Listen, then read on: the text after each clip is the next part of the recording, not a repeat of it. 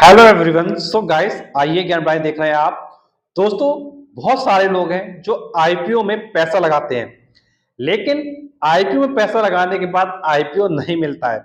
और जब आईपीओ नहीं मिलता है तो जो मेहनत होती है वो बेकार चली जाती है, क्योंकि आप सिस्टम पे बैठे होगे या आपने मोबाइल से एप्लीकेशन लगाई होगी और वो मेहनत क्या है बेकार चली जाती है और आप उम्मीद लगाए बैठते हो कि आईपीओ मिल जाएगा, लेकिन नहीं मिलता है।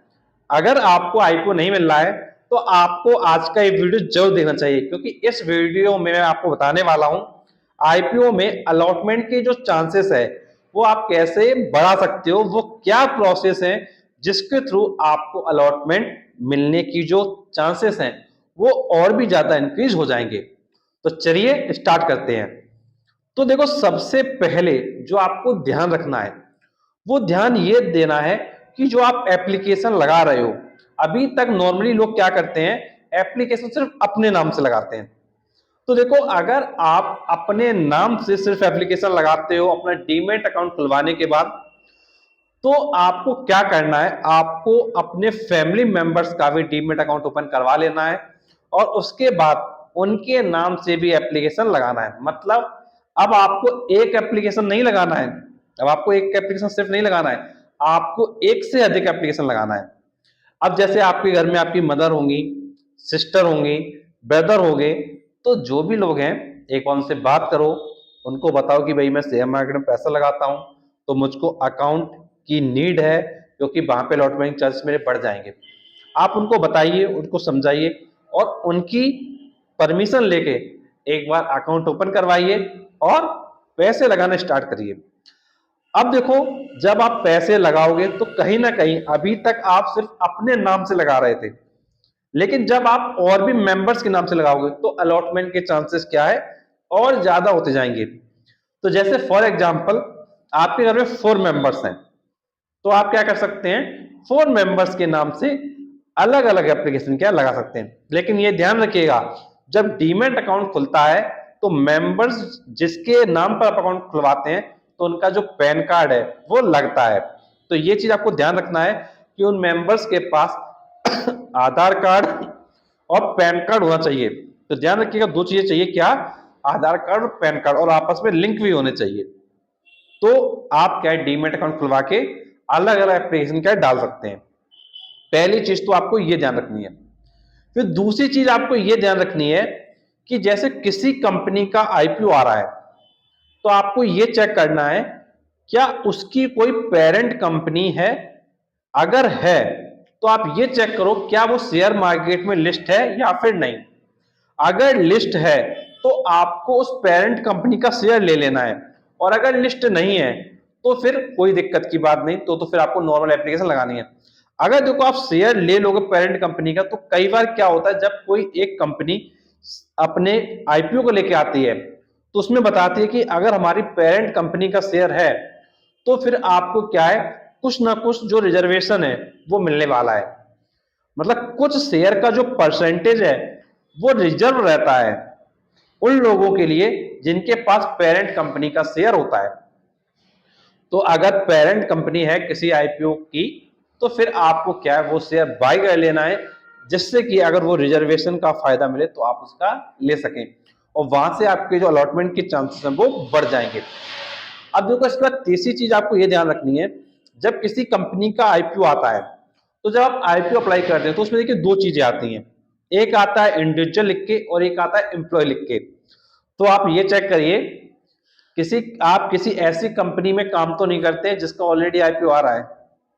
अगर आप ऐसी कंपनी में काम करते हैं जिसका आईपीओ आ रहा है, तो कहीं ना कहीं एम्प्लॉय के लिए कुछ ना कुछ जो परसेंटेज शेयर होता है वो पहले से ही क्या है, रिजर्व रहता है।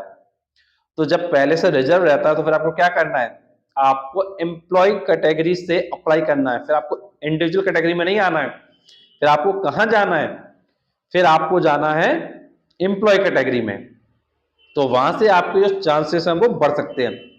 अब देखिए, अगर मैं आपसे बात करता हूं फोर्थ पॉइंट की, तो देखो फोर्थ पॉइंट ये ध्यान रखना है कि जब आप किसी आईपीओ में अप्लाई करते हैं तो देखो, इंडिविजुअल जो लोग होते हैं वो दो तरीके से अप्लाई कर सकते हैं, एक रिटेल के फॉर्म में और एक एचएनआई के फॉर्म में। जो रिटेल होते हैं उनको बोला जाता है जिनके पास क्या है, जिनकी एप्लीकेशन 2 लाख रुपए से कम की होती है, और जो 2 लाख से ऊपर की एप्लीकेशन होती है वो HNI कैटेगरी में आ जाता है। अगर देखो आपके पास 2 लाख या उससे ज्यादा का अमाउंट है तो भाई आप क्या HNI कैटेगरी में अप्लाई कर सकते हो, और अगर नहीं है तो आप रिटेल कैटेगरी में अप्लाई कर सकते हो। तो देखो जब कोई एक IPO आता है तो आपको ये चेक करना है उस IPO में रिटेल के लिए कितने परसेंटेज शेयर अलॉट किए जाएंगे और HNI में कितना परसेंटेज अलॉट किया जाएगा। अगर देखो रिटेल में 10% शेयर अलॉट किए जा रहे हैं, अगर रिटेल में 10% शेयर अलॉट किए जा रहे हैं तो आपके लिए बेटर है कि आप HNI कैटेगरी में अप्लाई करें। और देखो अगर रिटेल में 35% शेयर अलॉट किए जा रहे हैं तो आपके लिए बेटर है कि आप रिटेल कैटेगरी में अप्लाई करें। तो कहने का मतलब है जिस कंपनी का IPO आ रहा है तो जब उसका आप डिटेल चेक करेंगे तो उसमें डिटेल मेंशन होता है कि रिटेल के लिए कितने परसेंट शेयर अलॉट किए जाएंगे और HNI के लिए कितने परसेंट शेयर अलॉट किए जाएंगे। अगर रिटेल में तुमको 10% शेयर ही अलॉट किए जाने हैं तो फिर क्यों रिटेल में अप्लाई करना, फिर तो तुमको HNI में अप्लाई करना चाहिए ना। और अगर HNI में तुम्हारे ज्यादा शेयर अलॉट के चांसेस है तो भाई HNI में अप्लाई करो ना। और एक चीज ये ध्यान रखो, अगर रिटेल में 35% अलॉट किए जा सकते हैं शेयर तो फिर उस जगह आपको क्या है, फिर रिटेल में ही अप्लाई करना है। तो ये चीज आपको ध्यान रखना है। अब देखो इसके बाद जो फिफ्थ मेथड है जो मैं बता रहा हूं, इसके लिए कोई प्रूफ वगैरह तो नहीं है बट अपना पर्सनल एक्सपीरियंस की वजह से बता रहा हूं कि देखो जो एप्लीकेशन आप लगाते हो उसको, देखो एप्लीकेशन लगाने के 2 तरीके हैं IPO की। पहला तरीका है आप क्या नेट बैंकिंग के थ्रू असवा के थ्रू लगाइए, और दूसरा तरीका है कि आप UPI के थ्रू अपना लगा दीजिए एप्लीकेशन।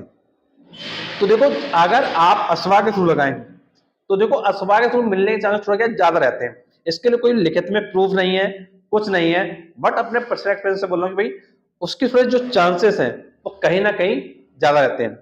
और UPI के थ्रू ऐसा नहीं कि नहीं चांसेस रहते, उससे के थ्रू चांसेस रहते हैं।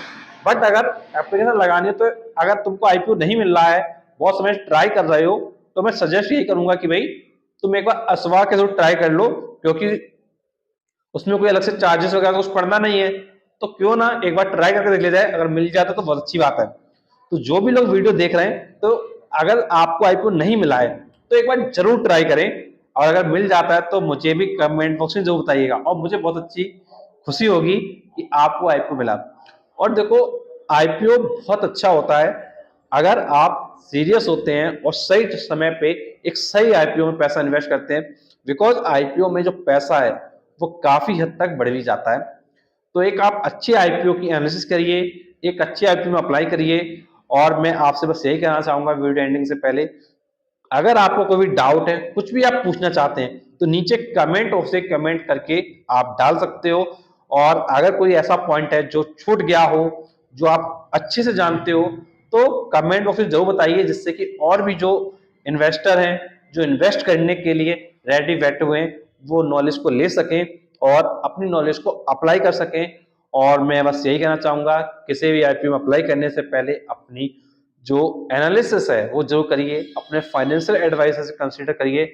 और ये जितने भी आप वीडियोस देख रहे हैं ये सारे सारे वीडियोस क्या है, आपके एजुकेशनल पर्पस के लिए हैं। आप चीजों को सीखिए, समझिए, उसके बाद अपनी एनालिसिस करिए, और अगर अच्छा लगता है तो वीडियो को लाइक करिए। और जो भी लोग शेयर मार्केट क्लासेस के लिए इंटरेस्टेड हैं वो क्या कर सकते हैं, हमारे कॉन्टेक्ट नंबर पे कॉन्टेक्ट कर सकते हैं। तो हमारा कॉन्टेक्ट नंबर है 8318555856। एक बार मैं फिर से बता देता हूं, हमारा कॉन्टेक्ट नंबर है 8318555856। इस कॉन्टेक्ट नंबर पर कॉन्टेक्ट करके अगर आप शेयर मार्केट की जो क्लासेस हैं वो लेना चाहते हैं तो आप जरूर कॉन्टेक्ट करें। और अगर आज का वीडियो अच्छा लगा तो प्लीज वीडियो को लाइक करें, चैनल को सब्सक्राइब करें, और ऐसे ही हम आपके लिए वीडियो लाते रहेंगे। Thanks for watching this video.